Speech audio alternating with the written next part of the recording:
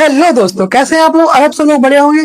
तो आज मैं ये सीरीज दोबारा से स्टार्ट कर रहा हूँ। लगभग 1 महीने पहले मैंने ये सीरीज चालू की थी। अब फिर से भी ये सीरीज चालू हो रही है। इसमें सभी वीडियो आपको रेगुलर मिलने वाली है, क्योंकि अब मैंने अपना सेटअप था वो दूसरी जगह शिफ्ट कर लिया है। यहाँ पर मुझे अच्छी तरीके से सब कुछ अच्छी तरीके से यहाँ पे प्रॉपर मिल रहा है। तो यहाँ पे आज हम देखने वाले हैं 2025 में लघु क्वेश्चन आए थे, लघु क्वेश्चन आए थे 2 नंबर वाले। तो वो हम आज पढ़ने वाले हैं। जो 2 नंबर में क्वेश्चन आए थे वो सब क्वेश्चन पढ़ने वाले हैं।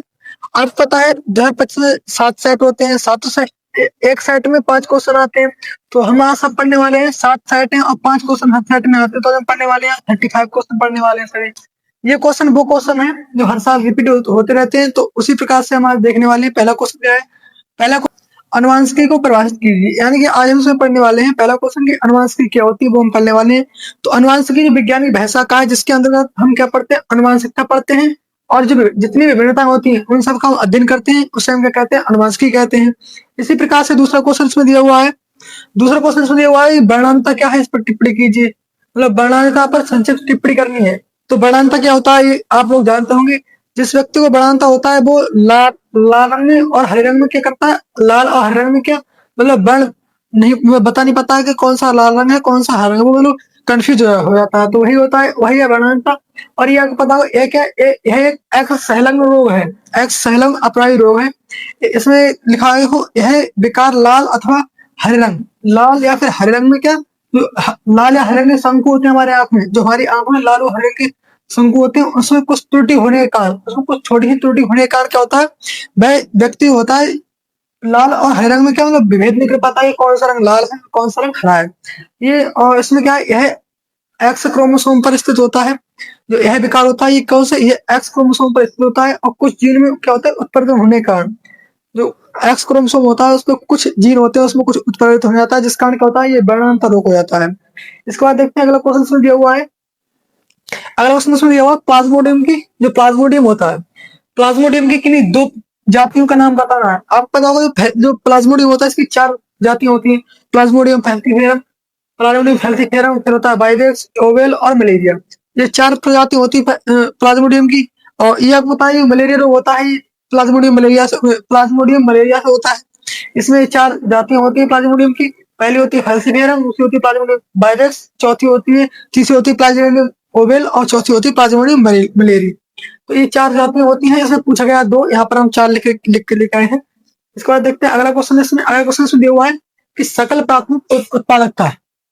जो सकल प्राथमिक उत्पादकता है और नेट प्राथमिक उत्पादकता है, इसमें भेद करना है। तो हम सबसे पहले देखेंगे उत्पादकता होती है जो प्राथमिक सकल प्राथमिक उत्पादकता होती है, इसको हम कहते हैं जीजीपी। और नेट प्राथमिक उत्पादकता होती है इसे कहते हैं एनपीपीपी। तो इसमें सबसे पहले देखेंगे सकल प्राथमिक उत्पादकता। इसमें क्या है? यह वह दर है जो उत्पादकता है। जो जीजीपी है यह क्या है? यह वह दर है जिस पर पौधे सूर्य की ऊर्जा में, जो सूर्य की ऊर्जा से डायरेक्ट उत्पादक होते हैं, सूर्य की ऊर्जा से डायरेक्ट क्या करते हैं? भोजन बनाते हैं। ठीक है, किस में बनाते हैं? ग्लूकोज के रूप में बनाते हैं। यह पौधों द्वारा उत्पादित कुल ऊर्जा होती है। जो पौधे जो ऊर्जा को उत्पादन करते हैं कुल ऊर्जा होती है जीजीपी। और अगर हम बात करें एनपीपी की, एनपीपी क्या होता है? इसमें शोषण दर घटा दें हम, अगर जीजीपी में से शोषण दर घटा दें तो क्या होता है? तो एनपीपी प्राप्त होता है। इसमें लिखा हुआ है यह वह ऊर्जा है जो पौधे अपनी वृद्धि और विकास के लिए उपयोग करते हैं। जो पौधे होते हैं वृद्धि और विकास के लिए उपयोग करते हैं। जो जीजीपी शोषण होता है, जो जीजीपी से शोषण के दौरान जो ऊर्जा घटाकर शोषण के दौरान जो जितनी ऊर्जा होती है उसको घटाने के बाद जो ऊर्जा प्राप्त होती है उसे कहते हैं एनपीपी। जैसे यहाँ पे सरल शब्दों में बात करें तो इस पर लिखा हुआ है जीजीपी। ऐसे अगर हम बात करें एनपीपी कैसे निकालें तो एनपीपी बराबर होता है जीपीपी माइनस आर। आर क्या होता है? आर होता है ये शोषण दर का ऊर्जा हानि। जो शोषण दर होती है इसमें ऊर्जा हानि को दिखाता है आर। तो यहाँ पर आप देख सकते हैं तो इससे क्या हुआ? देखो यहाँ पे इसमें हुआ ये आर है जो इसके लिए साइड भेज दिया एनपीपी की तरफ, तो इधर आगे प्लस कर दिया गया। एल या ऐसे लिखना है ऐसे लिख ले, एक ही बात होती है। इसका बात करते हैं अगले क्वेश्चन की। अगला क्वेश्चन सुन दिया हुआ है आहार जाल पर टिप्पणी कीजिए। जो आहार जाल होता है इसे खाद्य जाल कहते हैं। इस पर क्या टिप्पणी लिखना होता है, इस पर टिप्पणी लिखने के लिए है। और ये सब क्वेश्चन क्या है 2-2 नंबर पे आए हुए हैं। तो इसमें जितना कम लिखेंगे, जितना 2 नंबर के हिसाब से लिखेंगे उतना ही। ऐसा नहीं होगा आहार जाल के ज्यादा तो हम ज्यादा नहीं लिखेंगे। अगर ज्यादा लिखेंगे तो फायदा क्या है कि नंबर 2 ही मिलने हैं। इसलिए हम नंबर के ऊपर डिपेंड करता है कितने नंबर का, उस प्रकार से क्वेश्चन लिखना होता है। अब हम देखेंगे आहार जाल पर टिप्पणी करना है। आहार जाल एक जटिल नेटवर्क है आहार जाल है एक जटिल नेटवर्क है। इसमें विभिन्न जीव एक दूसरे को क्या भोजन भोजन एक दूसरे को भोजन के ऊपर भोजन के रूप में उपयोग करते हैं। जैसे मान लो यहाँ पर कोई घास है, कोई घास का पौधा है, तो इसके लिए क्या खाता है, इसलिए कोई टिड्डा खा लेता है, टिड्डा खाएगा, टिड्डा खाएगा, टिड्डा के लिए कोई मेढक खा लेगा, मेढक के बाद कोई सर्प खा लेगा, और सर्प के लिए कोई बाज खा लेगा। तो इस प्रकार से क्या होता है, इस प्रकार से खाद्य आहार श्रृंखला होती है, इसे कहते हैं आहार जाल। सबसे पहले उत्पादक होते हैं, फिर प्रथम उपभोक्ता, द्वितीय उपभोक्ता, फिर तृतीय उपभोक्ता, उसके बाद क्या होता है, सबसे उच्च उपभोक्ता होता है। यही होता है खाद्य जाल होता है। यह एक पारिस्थितिक तंत्र है, यह एक पारिस्थितिक तंत्र में ऊर्जा और पोषक तत्वों के क्या करता है, पोषक तत्वों के प्रभाव को दर्शाता है। यह क्या करता है, पारिस्थितिक तंत्र होता है, उसमें ऊर्जा के लिए और पोषक तत्व के प्रभाव के लिए दर्शाता है। जो आहार जाल होता है दो चीज के लिए दर्शाता है, पहला तो दर्शाता है ऊर्जा के लिए, और दर्शाता है क्या, पोषक तत्वों के प्रभाव को दर्शाता है। इसका अगला क्वेश्चन है, अगला क्वेश्चन है सेट नंबर 2 है, ये 2025 में सेट आया था। इसका दूसरा क्वेश्चन है 2025 का सेट है, दूसरे सेट का क्वेश्चन है। पहला क्वेश्चन से पूछेगा कि ह्यूमस क्या है, ह्यूमस क्या होता है। तो मैं आपको बताऊं, जितने भी लोग गांव से हैं उन्हें तो पता होगा, जो मृदा होती है, मृदा मृदा के जैसे खेतों में जाते हैं, खेतों में सबसे ऊपरी परत जो होती है वो हम कहते हैं बहुत उपजाऊ होती है, उसमें बहुत उर्वरक अच्छी मात्रा में होते हैं, तो ऊपर की परत होती है, इसे कहते हैं ह्यूमस। ह्यूमस को एक प्रकार का जैविक पदार्थ होता है। यह क्या होता है, जैविक पदार्थ होता है एक प्रकार का, जो मृदा में पाया जाता है। कैसा, जो मृदा में पाया जाता है सबसे ऊपर की ओर होता है। यह पौधों और जानवरों के अवशेषों के अपघटन से बनता है। जो हम, आपने देखा होगा कहीं पे जानवर मर जाते हैं, वहां सड़े जाते हैं, अपघटक लग जाते हैं उसमें। अगर अपघटक क्या करते हैं, उस जानवर के जो कार्बनिक पदार्थ होता है उसके लिए अकार्बनिक को चेंज कर देता है, और क्या होता है, ह्यूमस का निर्माण करता है। तो ह्यूमस मृदा के गुणवत्ता और उर्वरकता को बढ़ाता है। जो ह्यूमस होता है जो मृदा की गुणवत्ता के लिए बढ़ाता है, और किसके लिए बढ़ाता है, और उर्वरकता के लिए बढ़ाता है। इसके बात करते हैं अगले क्वेश्चन। अगला क्वेश्चन दिया हुआ है कि चरघातांकी, इसमें लिखा हुआ है चरघातांकी का वर्णन, चरघातांकी वृद्धि का वर्णन कीजिए। तो चरघातांकी वृद्धि होती है, इसका हम वर्णन करना है। इसमें क्या होता है, देखो, चरघातांकी चरघातांकी वृद्धि एक प्रकार की वृद्धि है, जिसमें जीवों की आबादी समय के साथ तेजी से बढ़ती है। यह वृद्धि के 4 चरण में होती है। यह वृद्धि 4 चरण होती है। तो सबसे पहले क्या होता है, लैग चरण होता है, फिर होता है लॉग चरण होता है, फिर होता है स्थिर चरण, फिर होता है मृत्यु चरण, फिर होता है मृत्यु चरण। सबसे पहले क्या होता है, सबसे पहले मान लो कोई, यहाँ पर अगर हम बात करें, इस प्रकार से होता है कुछ, ठीक है। सबसे पहले इसमें क्या देखो, पहला चरण इसमें क्या दिया हुआ है, पहला चरण इसमें दिया हुआ है लैग चरण। लैग चरण में क्या होता है, लैग चरण में क्या होता है, धीरे धीरे थोड़ी वृद्धि धीरे धीरे होती है। उसके बाद क्या होता है, उसके बाद यह लॉग चरण। लॉग चरण में क्या होता है, लॉग चरण में क्या होता है, वृद्धि होती है, बहुत तेजी से होती है, बहुत तेजी से वृद्धि होती है, इस प्रकार की वृद्धि होती है। फिर अब तीसरा चरण क्या होता है, तीसरा चरण होता है कि स्थिर चरण। स्थिर चरण में क्या होता है, इसमें क्या वृद्धि रुक जाती है, वृद्धि जो जीवों की वृद्धि होती है रुक जाती है।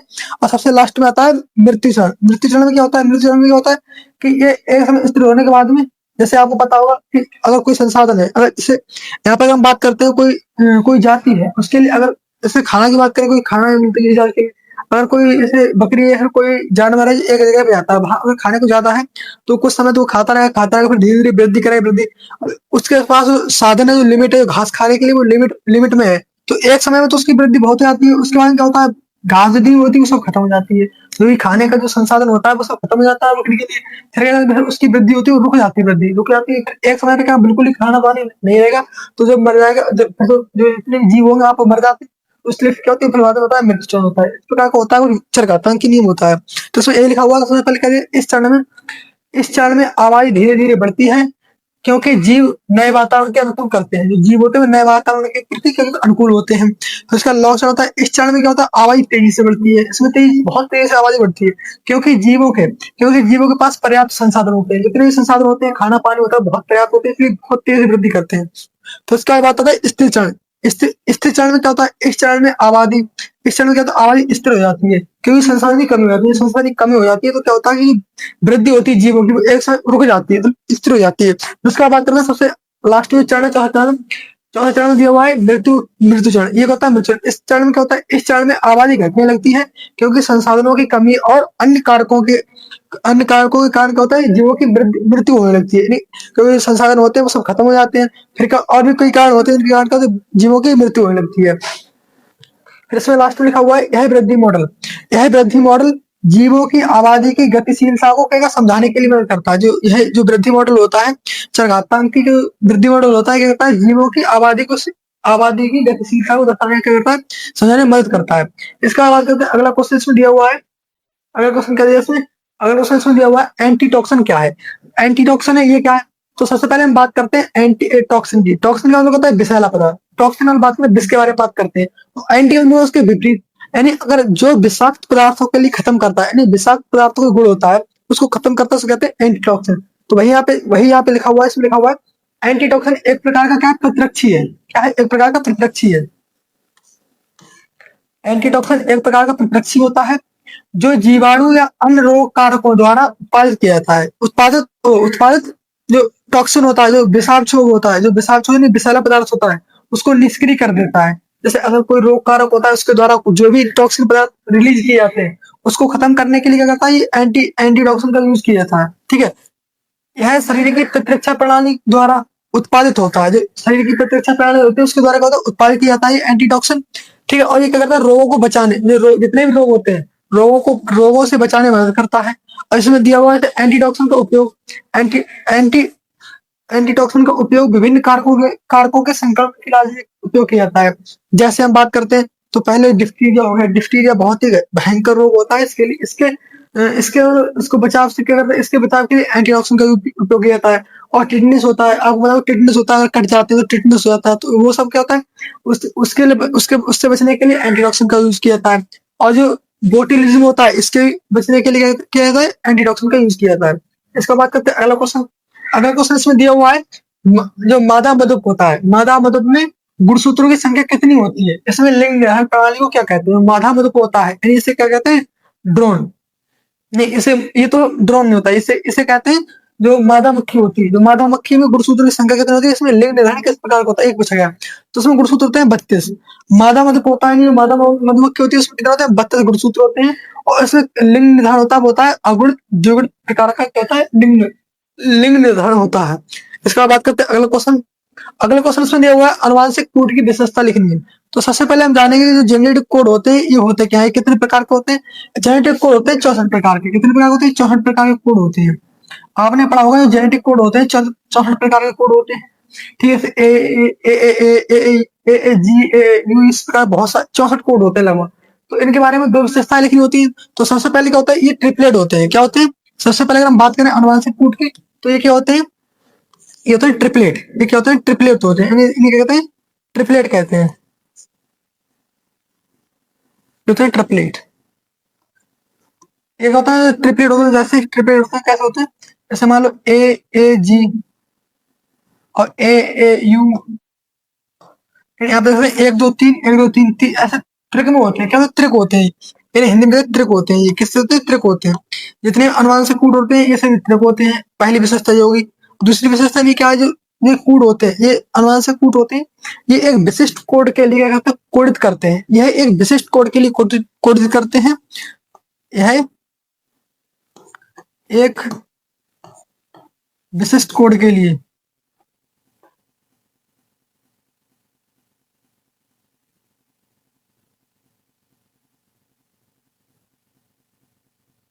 विशिष्ट कोड के लिए कोडित करते हैं।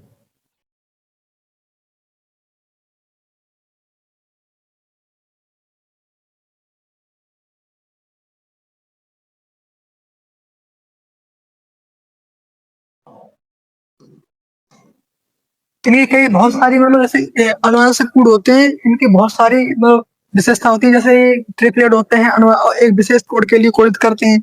और क्या होता है, ये एक दूसरे पर अप्रयासित नहीं होते हैं, ओवरलैप नहीं होते, ये एक दूसरे पर ओवरलैप नहीं होते हैं।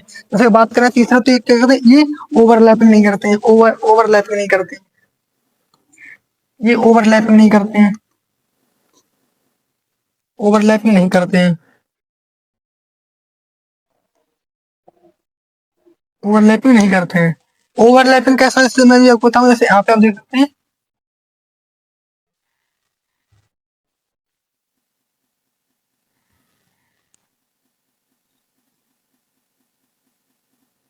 ओवरलैपिंग की बात होती है, यहाँ पे आप इसे लिखा हुआ ए, अरे भैया चल रहा क्या कर रहा है। जैसे यहाँ पे लिखा हुआ है,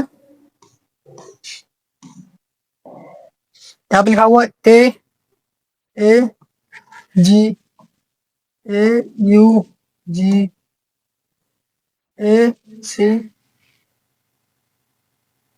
सी जी इस प्रकार के लिखा हुआ है। तो ऐसा नहीं करते थे, पहला कोड ये हो जाएगा 1 2 3, फिर आप यहाँ से स्टार्ट कर लो 1 2 3, इस प्रकार के नहीं होते हैं। ये क्या करते हैं, ये एक दूसरे को ओवरलैप नहीं करते। जैसे मान लो 1 2 3 यहाँ से हो गया, तो अब ट्रिपलेट यहाँ से स्टार्ट होगा, यहाँ तक स्टार्ट होगा, फिर तीसरा ट्रिपलेट ट्रिपलेट यहाँ से स्टार्ट होगा, यहाँ तक होगा। ये इस प्रकार से होते हैं, इस प्रकार से ओवरलैप नहीं करते। मान लो यहाँ पे ऐसे कर ले या फिर ऐसे कर ले, इस प्रकार से ओवरलैप नहीं करते हैं। तो ये होता है, एक दूसरे को ओवरलैप नहीं करते हैं। अब बात करते हैं अगले क्वेश्चन की। अगला क्वेश्चन दिया हुआ है युग्म विकल्पी जी, युग्म विकल्पी जी, बहु युग्म विकल्पता क्या है, उदाहरण दीजिए। तो हम सबसे पहले हैं, इसमें क्या होता है, वह जब किसी एक ही लक्षण को जब जब किसी एक ही लक्षण को नियंत्रण करने के लिए दो या दो से अधिक विकल्पी जीन होते हैं। विकल्पी जीन होते हैं एक ही जीन पर एक ही जीन के लोकस पर पाए जाते हैं। तो इसे क्या कहते हैं, इसे कहते हैं बहुयुग्म विकल्पता कहते हैं। जैसे अगर हम बात करते हैं मनुष्य का एबीओ ग्रुप होता है, एबीओ ग्रुप होता है, इसमें इस एबीओ रक्त समूह में क्या होता है, इसमें ए बी और ओ तीन विकल्पी युग्म पाए जाते हैं, तीन विकल्पी जीन पाए जाते हैं। तो इसे क्या कहते हैं, एक इसका उदाहरण ये होता है बहुयुग्म विकल्पता, यानी एक ही लक्षण के लिए नियंत्रण करने के लिए एक से अधिक, एक दो या दो से अधिक जो जीन होते हैं वो एक ही लोकस में पाए जाते हैं। तो उसे कहते हैं बहुयुग्म विकल्पता। जैसे इसमें बात करें उदाहरण में, तो उदाहरण क्या था, मनुष्य में जो ए बी रक्त समूह पाया जाता है उसका उदाहरण होता है युग्म विकल्पता, युग्म विकल्पता का। इसका अगला क्वेश्चन पूछा गया है, अगला क्वेश्चन सुन लिया गया है कि न्यूक्लियोटाइड है, न्यूक्लियोटाइड के विभिन्न घटकों को संक्षिप्त में वर्णन कीजिए। जो न्यूक्लियोटाइड के विभिन्न जो घटक है इसके संक्षिप्त में वर्णन करना है। तो सबसे पहले हम बात करें न्यूक्लियोटाइड होता क्या, किस मिलकर किस किस से बना होता है। अगर बात करें न्यूक्लियोटाइड की, तो इसमें तीन चीज पाई जाती है। इसमें क्या बात है, पहले तो पाया जाता है इसमें शुगर पाई जाती है, एक तो इसमें शुगर पाया जाता है, दूसरा होता है नाइट्रोजन बेस पाया जाता है, नाइट्रोजन बेस पाया जाता है, और चौथा क्या पाया, इसमें फास्फेट समूह होता है वो भी पाया जाता है, फास्फेट समूह पाया जाता है, इसमें फास्फेट समूह भी पाया जाता है। इसमें तीन चीजें पाई जाती हैं। अगर जिसमें केवल शुगर और नाइट्रोजन बेस पाए जाते हैं उसे कहते हैं न्यूक्लियोसाइड, और जिसमें शुगर, फास्फेट समूह और नाइट्रोजन बेस तीनों चीज पाए जाते हैं उसे क्या कहते हैं, उसे कहते हैं न्यूक्लियोटाइड कहते हैं। तो इसमें इसके मुख्य तीन भाग होते हैं। पहला होता है नाइट्रोजन क्षार होता है, दूसरा होता है पेंटोस शर्करा, और तीसरा क्या होता है, तीसरा किधर गया, तीसरा ये तीसरा होता है फास्फेट समूह, तीसरा होता है फास्फेट समूह। तो इसमें नाइट्रोजन क्षार आपको पता होगा, इसमें दो प्रकार के नाइट्रोजन क्षार होते हैं, पहला होता है प्यूरिन और दूसरा होता है एडिनिन। और सॉरी, पहला होता है प्यूरिन, दूसरा होता है पायमिडीन। और प्यूरिन के अंदर दो पाए जाते हैं, प्यूरिन के अंदर दो सदस्य होते हैं, एक तो होता है एडिनिन, दूसरा होता है ग्वानिन। इसी प्रकार से पायरिमिडीन होता है, इसमें भी दो पाए जाते हैं, दो क्षार पाए जाते हैं, पहला होता है साइटोसिन, दूसरा होता है थायमिन, और एक तो यूरेसिल होता है। अगर बात करें प्यूरिन में दो पाए जाते हैं और पायरिमिडीन में तीन पाए जाते हैं। अगर ऐसे बात करते हैं पेंटोस शर्करा, अगर बात करें डीएनए में डीऑक्सोराइबो शर्करा पाई जाती है, और आरएनए में राइबोस शर्करा पाई जाती है। तो यहीं पे लिखा हुआ है कि डीएनए में डीऑक्सीराइबोस शर्करा पाई जाती है और आरएनए में राइबोस शर्करा पाई जाती है। और फास्फेट समूह की बात करें तो फास्फेट समूह होता है, इसमें क्या होता है, एस शर्करा से जुड़ा होता है, और न्यूक्लियोटाइड को जोड़कर एक न्यूक्लिक अम्ल की श्रृंखला बनाता है। न्यूक्लिक अम्ल की श्रृंखला होती है, उसके लिए बनाने में निर्माण करता है फास्फेट समूह होता है। एक प्रत्यक्षी अणु का नामांकित चित्र बनाइए। तो एक प्रत्यक्षी अणु होता है कुछ इस प्रकार का होता है, एक ऐसा बाई शेप का होता है। किस प्रकार का होता है, ये होता है बाई शेप का, ये होता है बाई शेप का, बाई आकार का। ये प्रत्यक्षी का क्या होता है, चित्र होता है, उस शेप होता है। बस इसमें कितनी चार श्रृंखलाएं पाई जाती है, कितनी, इसमें चार श्रृंखलाएं पाई जाती हैं, इसमें चार श्रृंखला पाई जाती हैं। दो होती है बड़ी श्रृंखला और दो होती है छोटी श्रृंखला। अगर बात करें तो दो तो श्रृंखला होती है, वो होती है दीर्घ, वो कैसी होती है, वो होती है दीर्घ श्रृंखला होती है। दो होती है धीर श्रृंखला और दो होती है लघु श्रृंखला, दो होती है लघु श्रृंखला, दो होती है लघु श्रृंखला, दो होती है धीरे श्रृंखला, दो होती है लघु श्रृंखला। धीरे कौन सी जो आपको दिख रही है बड़ी वाली, ये कैसी, ये तो धीरे श्रृंखला होती है ये वाली। और आपको ये दिख रही है ये कैसी, ये होती है छोटी श्रृंखला, ये होती है धीरे, ये होती है लघु, ये होती है धीरे श्रृंखला। आपको ये दिख रहा है यहाँ पे, ये कुछ इस टाइप का दिख रहा है आपके लिए। यहाँ पे ये क्या होता है, प्रतिजन होता है, जितने एंटीजन होते हैं वो यहीं पे आगे क्या होते हैं, यहीं पे आगे जुड़ जाते हैं।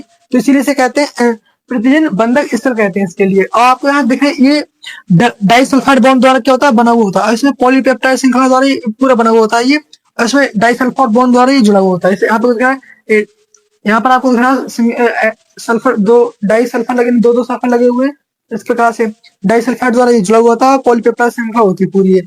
अब बात करते हैं अगले क्वेश्चन की। अगला क्वेश्चन दिया हुआ है, आयु पिरामिड क्या है? एक बढ़ती हुई मानव समष्टि की आयु पिरामिड का आरेखीय निरूपण कीजिए। जो बढ़ती हुई आयु पिरामिड का करने में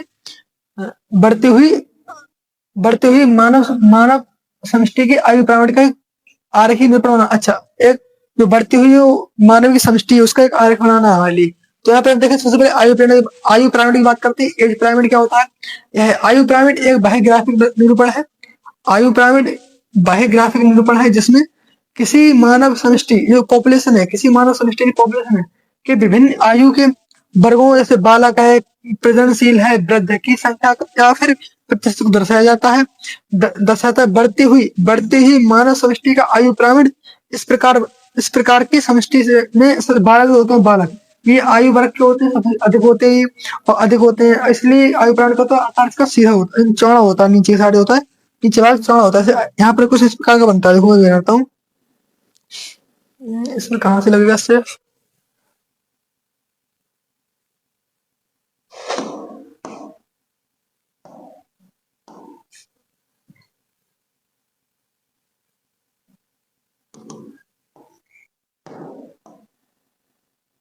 सबसे नीचे होते हैं बालक, उससे ऊपर होते हैं जो प्रजनन कार्यशील होते हैं, वो सबसे ऊपर होते हैं जो होते हैं वृद्ध आदमी, जो वृद्ध लोग होते हैं वो सबसे ऊपर होते हैं।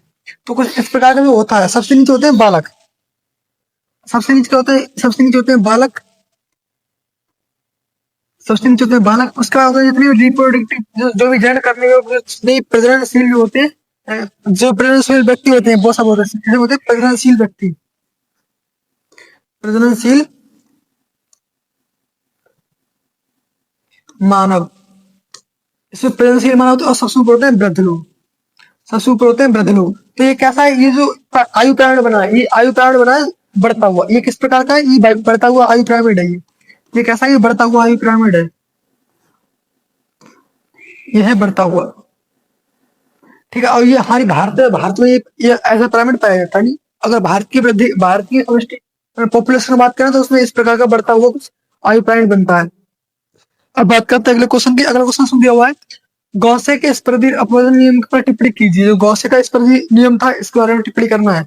तो गौसे ने क्या कहा था? गौसे के अनुसार जो गौसे थे, इनके अनुसार कहते हैं समान नीति एवं समान संसाधन के लिए, जो जैसे अगर कोई दो जातियां हैं, अगर वो समान नीच और समान संसाधन के लिए अगर प्रतिस्पर्धा करती हैं तो क्या कहती है?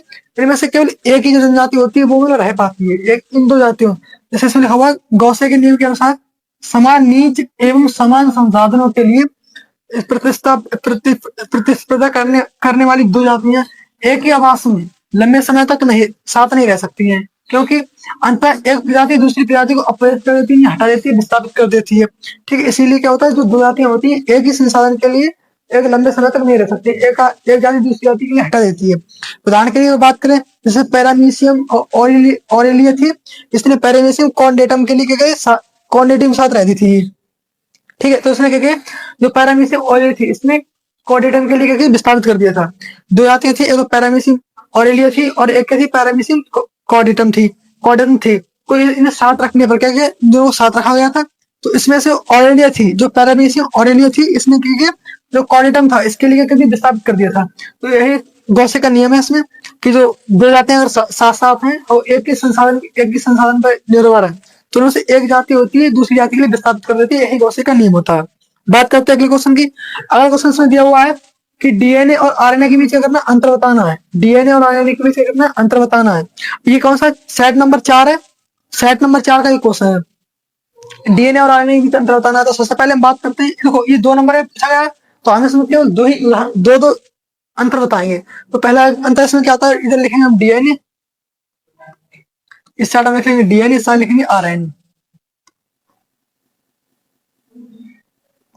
इस साइड में लिखेंगे आरएनए। ठीक है, तो हमको आप सबको पता होगा डीएनए होता है,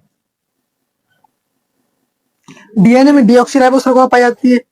डीएनए में कौन सी, डीऑक्सी, इंग्लिश में लिखता हूँ डीऑक्सी, डीऑक्सी राइबोस शर्करा पाई जाती है, शुगर पाई जाती है। डीएनए के अंदर डीऑक्सीराइबोस शुगर पाई जाती है, ठीक है। और उसके बाद हम बात करते हैं आरएनए की, तो आरएनए में कौन सी होती है, आरएनए में राइबोस श्रृंखला पाई जाती है। आरएनए के अंदर कौन सी होती है, राइबोस श्रृंखला पाई जाती है। आरएनए में राइबोस श्रृंखला शुगर पाई जाती है, आरएनए में राइबोस शुगर पाई जाती है, आरएनए में राइबोस शुगर पाई जाती है, ठीक है। अगर बात करें हम डीएनए के अंदर क्षार कौन कौन से उपस्थित होते हैं, तो डीएनए में कौन कौन से क्षार उपस्थित होते हैं, पहला तो होता है एडेनिन, फिर होता है थाइमिन, फिर होता है ग्वानिन, और कौन सा होता है cytosine. Adenine, thymine, guanine, cytosine जो क्या होता है डीएनए के अंदर पाए जाते हैं, एडेनिन, ग्वानिन, थाइमिन डीएनए के अंदर पाए जाते हैं, डीएनए के अंदर पाए जाते हैं, डीएनए के अंदर पाए जाते हैं, डीएनए के अंदर पाए जाते हैं, डीएनए के अंदर पाए जाते हैं, ठीक है। अगर बात करें आरएनए की, बात करते हैं, पाए जाते हैं, पाए जाते हैं। अगर बात करते हैं आरएनए की, आरएनए में क्या होता है, आरएनए के अंदर जो थाइमिन होता है, ये थाइमिन होता है, थाइमिन की जगह पे यूरेसिल आ जाता है, क्या होता है, यूरेसिल आ जाता है। तो जो आरएनए होता है, आरएनए के अंदर एडेनिन, यूरेसिल और साइटोसिन और ग्वानिन, साइटोसिन और ग्वानिन पाया जाता है। इसके अंदर क्या, इसके अंदर पाया जाता है एटीजीसी, जो डीएनए होता है इसके अंदर एडेनिन, थाइमिन, ग्वानिन और साइटोसिन पाया जाता है। जिस पर आरएनए होता है, इसके अंदर क्या, आरएनए के अंदर एडेनिन, यूरेसिल, साइटोसिन, ग्वानिन पाया जाता है। एडेनिन, एडेनिन, यूरेसिल और साइटोसिन, ग्वानिन आरएनए में पाया जाता है, आरएनए में, आरएनए में पाया जाता है, आरएनए में पाया जाता है, पाया जाता है। ये दो हो गए क्या, दो दो दो इनके, दो दिन के अंतर हो गए आरएनए डीएनए के। इसका बात करते हैं अगला क्वेश्चन, अगला क्वेश्चन दिया हुआ है जनसंख्या और समुदाय को परास्त कीजिए। जनसंख्या क्या होती है, पॉपुलेशन क्या है, और ये कम्युनिटी यानी समुदाय का, इन दोनों के बारे में बताना है। तो सबसे पहले हम बात करते हैं जनसंख्या।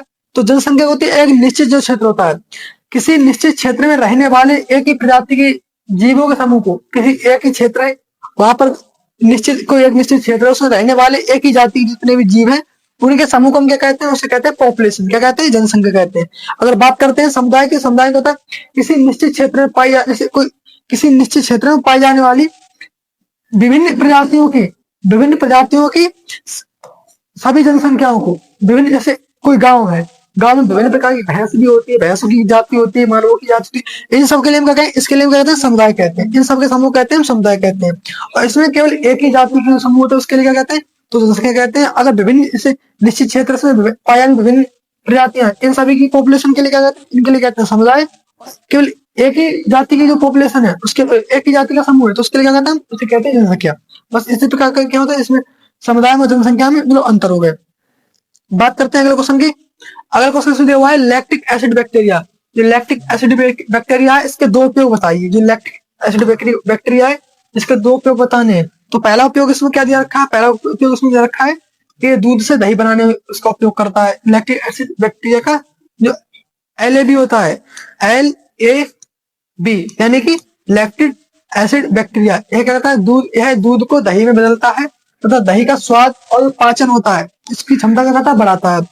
अब बात करते हैं अगला क्वेश्चन, सॉरी अगला इसमें पॉइंट क्या दे रखा है, अगला इसमें दे रखा है यह हानिकारक रोगजनक होते हैं। जो LAB होता है ये हानिकारक रोगजनकों के, रोगजनक जीवाणुओं की वृद्धि को करता है, रोकता है। जितने हानिकारक जो रोगजनक होते हैं उनकी वृद्धि को करता है, रोकता है।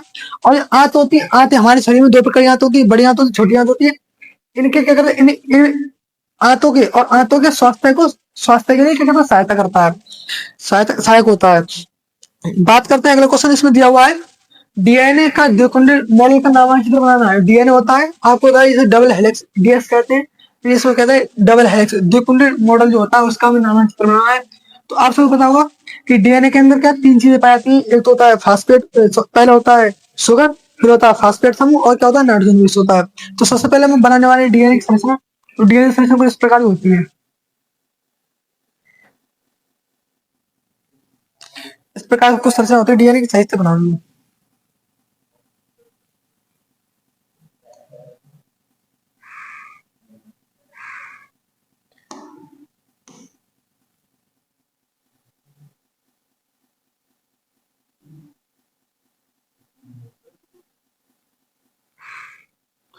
इस प्रकार कुछ डीएनए की बात करते हैं। आपको पता होगा जो डीएनए होता है इसमें adenine, adenine guanine, cytosine, thymine. ठीक है, और फिर थायमिन कर लेते हैं। अब एडेनिन,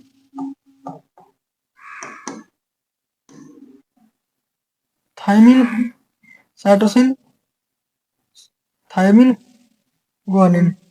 इस प्रकार के नाइट्रोजन बेस पाए जाते हैं, पता होगा अच्छे से। ठीक है, अब हम यहीं पे क्या करते हैं, अब इसके सामने क्या होता है, इसके एडेनिन के सामने क्या होता है, एडेनिन सामने होता है थायमिन। ग्वानिन के सामने क्या होता है, ग्वानिन के सामने होता है साइटोसिन। और साइटोसिन के सामने क्या होता है, ग्वानिन होता है। ये तो आपको पता ही होगा। ठीक है, इसके आगे एडेनिन होता है, इसके आगे एडेनिन होता है, एडेनिन के सामने थायमिन होता है, डबल बॉन्ड एडेनिन। और साइटोसिन के सामने ट्रिपल ट्रिपल बॉन्ड ग्वानिन। और थायमिन के आगे होता है डबल बॉन्ड एडेनिन, और ग्वानिन के सामने होता है ट्रिपल बॉन्ड साइटोसिन। इस प्रकार के इसके नाइट्रोजन बेस पाए जाते हैं इसमें।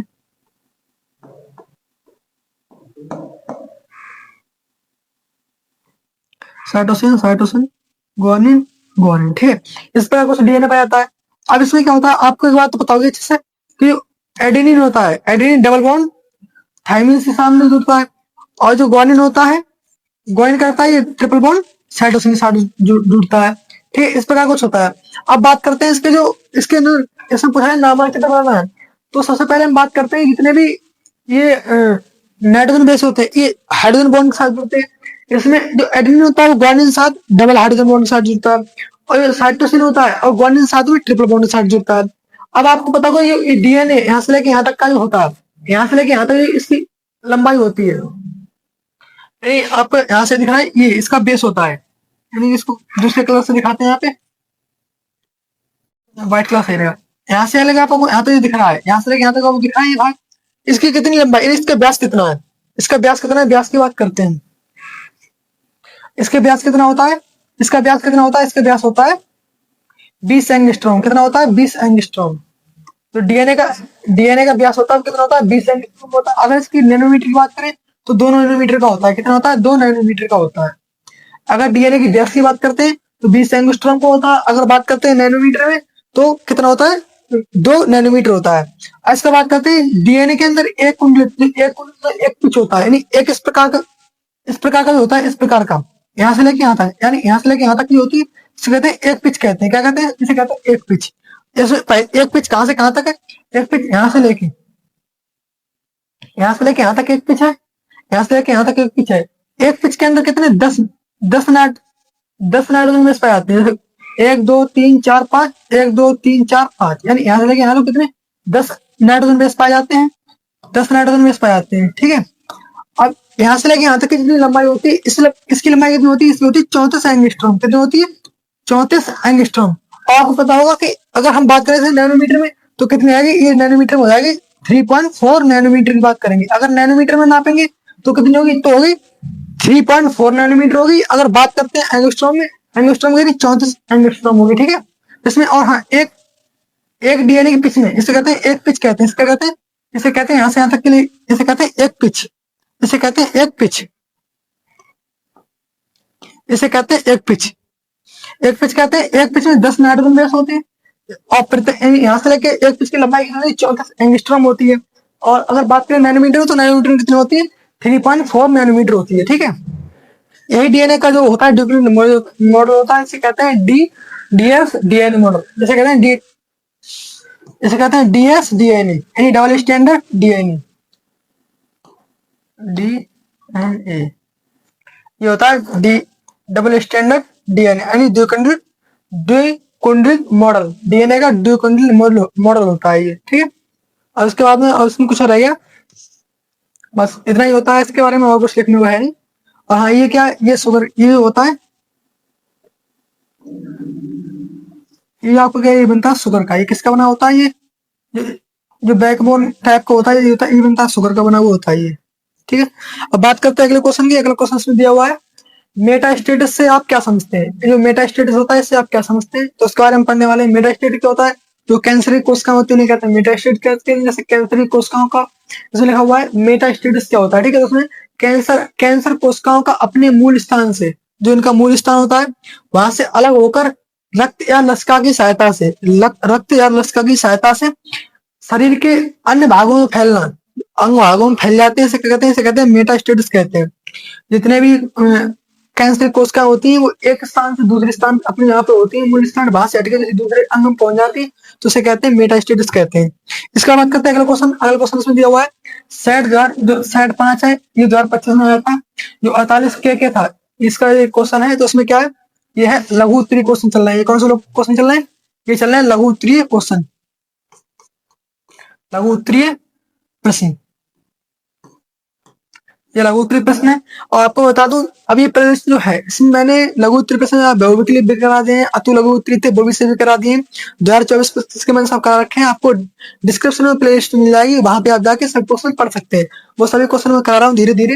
तो यहाँ पे आप देखते हैं अब इसमें क्वेश्चन क्या है, नाइट्रोजन स्थिरीकरण करने वाले दो सूक्ष्म जीवों के क्या होता है नाम बताने, जो नाइट्रोजन स्थिरीकरण करते हैं उनके दो नाम बताने हैं। तो आपको पता होगा जो जो नाइट्रोजन स्थिरीकरण करते हैं जो जीव, वो कहाँ, वो दाल होते हैं, दाल के जड़ों में पाए जाते हैं।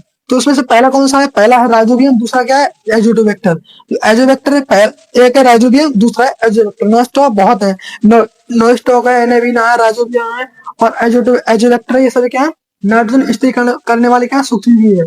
इसके बाद करते हैं अगले क्वेश्चन की। अगले क्वेश्चन दिया हुआ है डीएनए के विशिष्ट स्थानों को काटने वाले एंजाइम एवं दो डीएनए खंड, जो दो डीएनए खंड होते हैं इनको जोड़ने वाले एंजाइम के नाम बताइए। तो सबसे पहले अगर बात करते हैं हम डीएनए को काटने वाले जो एंजाइम होते हैं उन्हें कहते हैं रेस्ट्रिक्शन, इसे कहते हैं रेस्ट्रिक्शन एंडोन्यूक्लियस। जितने भी रेस्ट्रिक्शन एंडोन्यूक्लियस एंजाइम होते हैं वो क्या करते हैं डीएनए को काटते हैं। ये दो प्रकार, इन्हें कहते हैं आणविक एसिड कहते हैं। जैसे एक तो एंडोन्यूक्लियस होता है, वो क्या होता है एक एक्सोन्यूक्लियस होता है।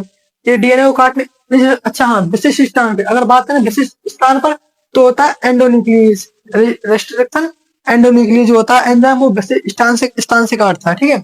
इसे कहते हैं आणविक एसिड कहते हैं। और इसे जोड़ने वाला जो एंजाइम होता है उसे क्या कहते हैं, उसे कहते हैं डीएनए लाइगेज। जो डीएनए लाइगेज एंजाइम होता है ये करता है डीएनए के जो खंड होते हैं उनके लिए आपस में जोड़ता है और विशिष्ट स्थान पर काटता है। जो डीएनए के लिए वो क्या होता है, वो होता है रिस्ट्रिक्शन एंडोन्यूक्लियस। कैसे नाम है, रिस्ट्रिक्शन एंडोन्यूक्लियस। इसके लिए हम आणविक कैची भी कहते हैं, इसके कहते हैं आणविक कैची भी कहते हैं इसके लिए, इसे कहते हैं आणविक कैची, आणविक कैची भी कहते हैं इसके लिए। ठीक है, अब बात करते हैं अगले क्वेश्चन की। अगला क्वेश्चन दिया हुआ है अनसेक जनित फल क्या है, एक उदाहरण भी दीजिए। यानी जो अनसेक फल जन है, अनसेक जनित जो फल है उसके बारे में बात कर रहे हैं। अनसेक जनित फल क्या होता है, ऐसे फल जो बिना निषेचन के बन जाते हैं उन्हें कहते हैं अनसेक जनित फल कहते हैं। इन्हें पार्थेनोकार्पिक फ्रूट भी कहते हैं, पार्थेनोकार्पिक फ्रूट। इसमें लिखा हुआ है जो फल निषेचन के बिना, जो फल फर्टिलाइजेशन के बिना जो बन जाते हैं उन्हें क्या कहते हैं अनसेक जनित फल कहते हैं, उन्हें पार्थेनोकार्पिक फ्रूट कहते हैं। उदाहरण की बात करते तो केला हो गया, जो केला है ये क्या है, ये पार्थेनोकार्पिक फ्रूट है। इसके बाद बात करते हैं अगले क्वेश्चन की। अगला क्वेश्चन दिया हुआ है अनुलेखन क्या है। अनुलेखन की बात करें ये क्या है, अनुलेखन क्या है इसके बारे में बात करते हैं। अनुलेखन क्या होता है, जो डीएनए का खंड होता है, क्या होता है डीएनए होता है, डीएनए से क्या बनता है आरएनए बनता है, ठीक है। आरएनए से क्या बनता है एमआरएनए बनता है, एमआरएनए बाद क्या बनती है प्रोटीन बनती है, होता है।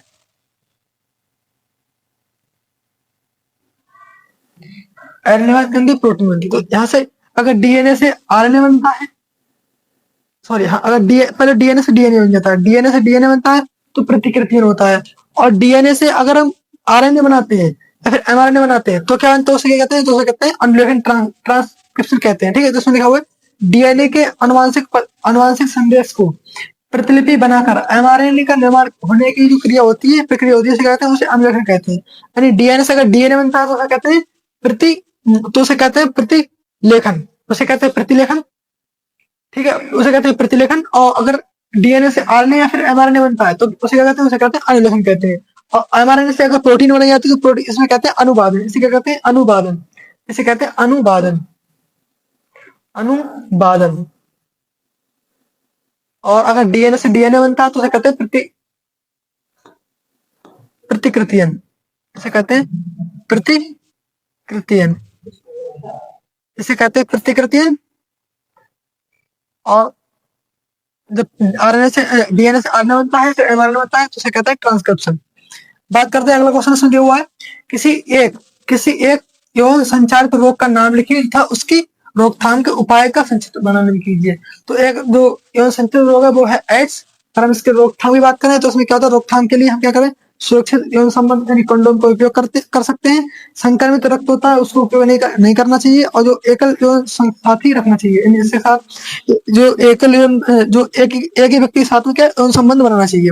इसका बात करते हैं अगला क्वेश्चन दिया हुआ है। अगला क्वेश्चन में क्या है, अगला क्वेश्चन है सेट नंबर 6 का। 2025 का सेट था केएल, उसका एक क्वेश्चन दिया हुआ है। पहला क्वेश्चन दिया हुआ है, प्रभाविता और अप्रभाविता के प्रभाविता और अप्रभाविता में अंतर बताइए। अगर बात करते हैं प्रभाविता, किसी यह प्रभाविता कहती है किसी क्रिया या प्रतिक्रिया का अधिकतम व सही परिणाम देना। कोई क्रिया है उसका अधिकतम या सही परिणाम देना क्या कहलाता है, प्रभाविता कहलाता है।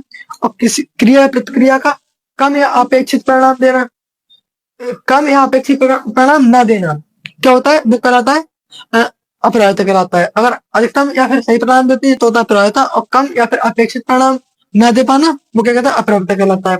इसके बाद करते हैं अगला क्वेश्चन। अगला क्वेश्चन दिया हुआ मानव जीनोम की मुख्य विशेषता बताइए। तो मानव जीनोम है, इसकी मुख्य विशेषताएं क्या है। तो सबसे पहले अगर बात करें मानव जीनोम, ये बहुत बड़ा प्रोजेक्ट था, तो उसमें क्या मानव जीनोम में लगभग 20,000 से लेकर 25,000 जीन पाए जाते हैं। ठीक है, जीन छोटे छोटे खंडों एक्सोन एवं इंट्रॉन, एक्सोन और इंट्रॉन थे, इनमें बटे हुए हैं। ठीक है, अधिकांश जीन प्रोटीन बनाने में सक्षम होते हैं, जो प्रोटीन बनाने में सक्षम होते हैं उन्हें कहते हैं एक्सोन। और जो जो जबकि कुछ नॉन कोडेड आरएनए बनाते हैं। ठीक है, जो कुछ नॉन कोडेड आरएनए भी बनाते हैं। ठीक है, और मानव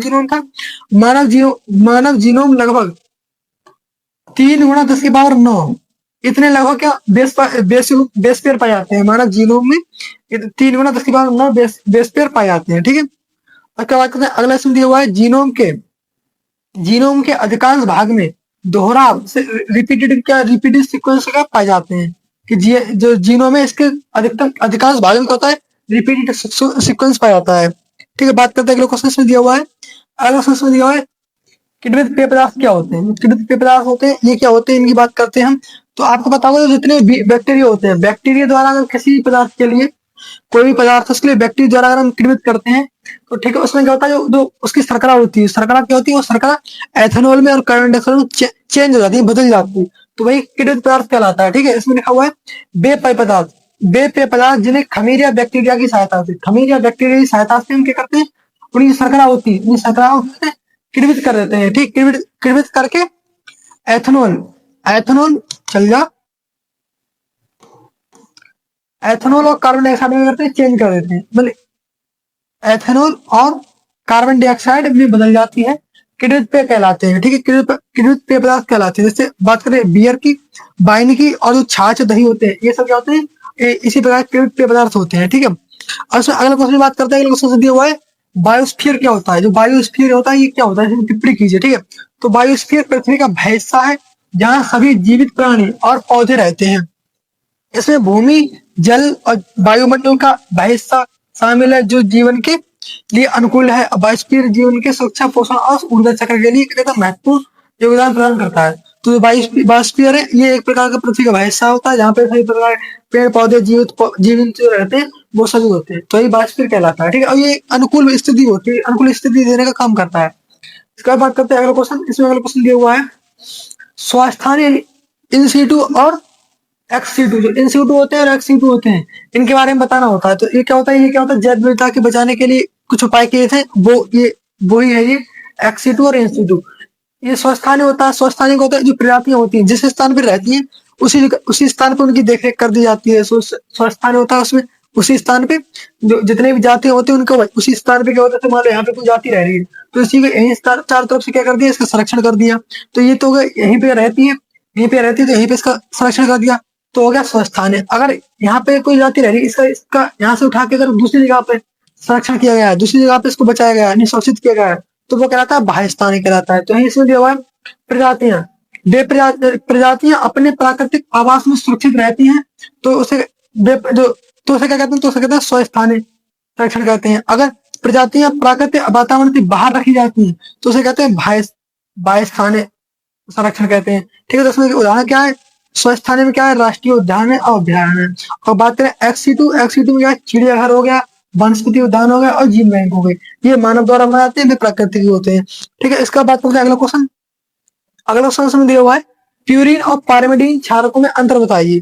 तो ये प्यूरिन और पायरिमिडीन जो क्षार है, इन दो में इसमें अंतर बताना है। तो सबसे पहले बात करें प्यूरिन की, तो प्यूरिन में क्या होता है, प्यूरिन होता है, प्यूरिन में दो बलय पाई जाती है। इसमें क्या होती है, इसमें दो बलय पाई जाती है। जितने प्यूरिन क्षार होते हैं इनमें दो बलय पाई जाती है। और पायरिमिडीन में क्या होती है, पायरिमिडीन में एक बलय पाई जाती है, सिंगल बलय, एकल बलय होती है, यह एक बलय होता है। इसमें एक बलय उपस्थित होती है, एक बलय उपस्थित होती है।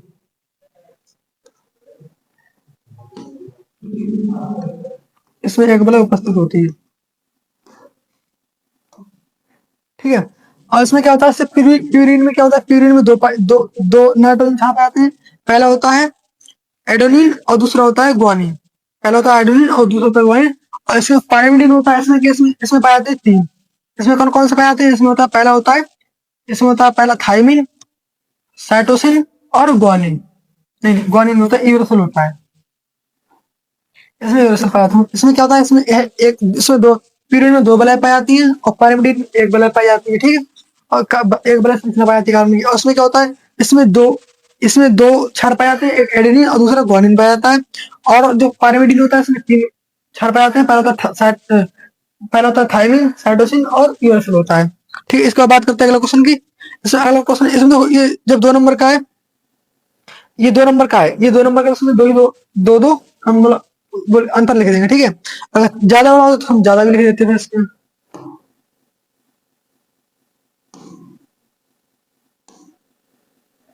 अब बात करते हैं बीटी कॉटन की। हम बात करते हैं बीटी कॉटन की। बीटी कॉटन क्या होता है, बीटी कॉटन में जो होता है एक बैक्टीरिया यूज किया होता है, बैसिलस थ्यूरिंजियसिस होता है, वो बैक्टीरिया यूज किया जाता है बीटी कॉटन में। जैसे क्या होता है, उसके लिए जो फसल बनती है वो फसल अच्छी बन जाती है। उसमें क्या, जितने भी कीटाणु होते हैं उसे खा नहीं पाते हैं, कीटाणु जितने होते हैं वो कॉटन के लिए नष्ट नहीं कर पाते हैं, उसी कहते हैं बीटी कॉटन। उसमें लिखा हुआ है बीटी कॉटन।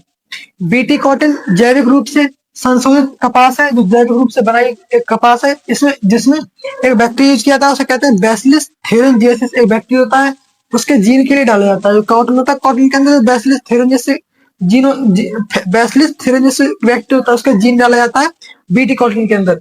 जिससे क्या होता है, एक कीटों को सुरक्षित रखता है, जिससे क्या होता है, कीटों को सुरक्षित करता है और उत्पादन को बढ़ाता है।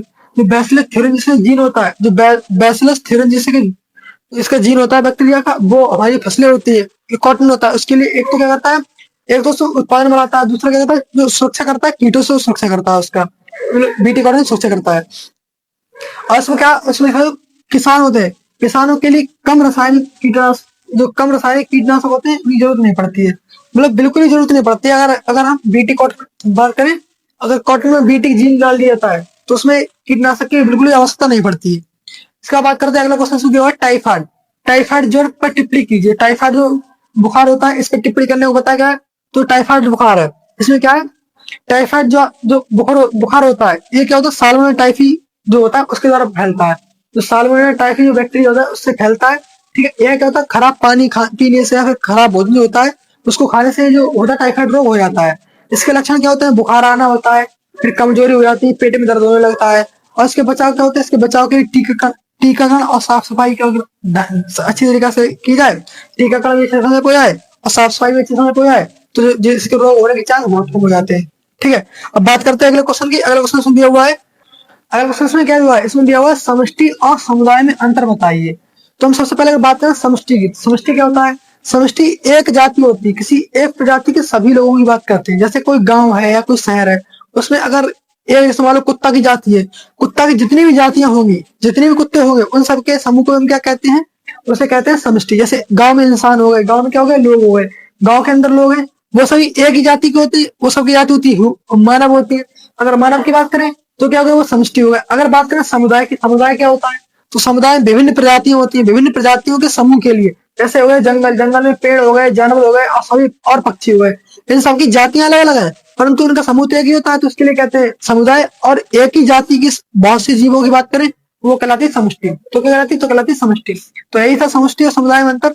इसका बात करते हैं अगला क्वेश्चन दिया हुआ है, पारिस्थितिकी तंत्र में मानव के महत्व को समझाइए। पारिस्थितिकी तंत्र इसमें मानव के महत्व को समझाने की बात कर रहे हैं, तो मानव का इसमें क्या विकास वो मतलब क्या मतलब हस्तक्षेप वो सब उसकी बात करते हैं। उसमें लिखा है मानव, मानव पारिस्थितिकी तंत्र का हिस्सा है, मतलब मानव जो है पारिस्थितिकी तंत्र का हिस्सा है और प्राकृतिक संसाधनों पर निर्भर करता है। जो प्राकृतिक संसाधन है उस पर निर्भर करता है और ये पारिस्थितिकी तंत्र का एक हिस्सा है।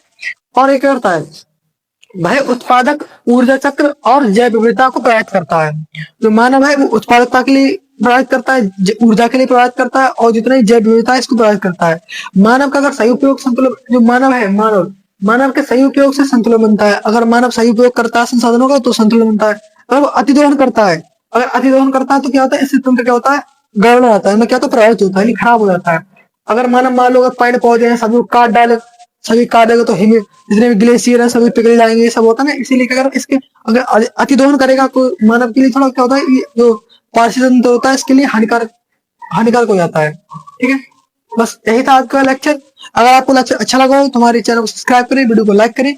और आपको जो ये प्लेलिस्ट चल रही है अभी जो चल रहा है, ये चल रहा है अनसोल्ड चल रहा है, ये प्लेलिस्ट आपको मिल जाएगी, डिस्क्रिप्शन में आपको लिंक मिल जाएगी। इसमें मैं आपके लिए क्या कर रहा हूँ, 2019 से लेके 2025 तक के सभी क्वेश्चन करा रहा हूँ। अभी तो मैं आपके लिए 25 और 24 के जितने भी क्वेश्चन है वो सब करा रहा हूँ। सबसे पहले मैंने विकल्प कराया, उसके बाद मैंने अति लघु कराया, अब मैं लघु प्रश्न करा रहा हूँ। इसी प्रकार से हमारी बंद क्वेश्चन सीरीज चलती है, वो भी इंपोर्टेंट क्वेश्चन थे। और सभी जितने भी सीरीज है सब कुछ आपको रेगुलर वीडियो मिलने वाली, क्योंकि अभी मेरा सेटअप था वो बल्लिया मतलब दूसरे का मैं लगा ली, शिफ्ट कर लिया। पहले मैं अपने घर से लाइव क्लास रिकॉर्ड करता था, अब मैंने कहीं दूसरे जगह पे आकर अपना सब सेटअप फिक्स किया है, रूम बनाया अच्छा सा, यहाँ से वीडियो शूट करता हूँ। अब हमारी वीडियो को जितनी होगी सब आपको मिलती रहेंगी, और जितने भी अनसॉर्टेड क्वेश्चन बचे हैं सब वो सब आपको जल्दी जल्दी मिलने वाले हैं। मैंने सब कुछ तैयार कर रखा है, आपको आज से सब रेगुलर क्लासेस मिलनी स्टार्ट हो जाएंगी। तो हमारे चैनल को सब्सक्राइब करें, वीडियो को लाइक करें। मिलते हैं किसी वीडियो में, तब तक के लिए धन्यवाद।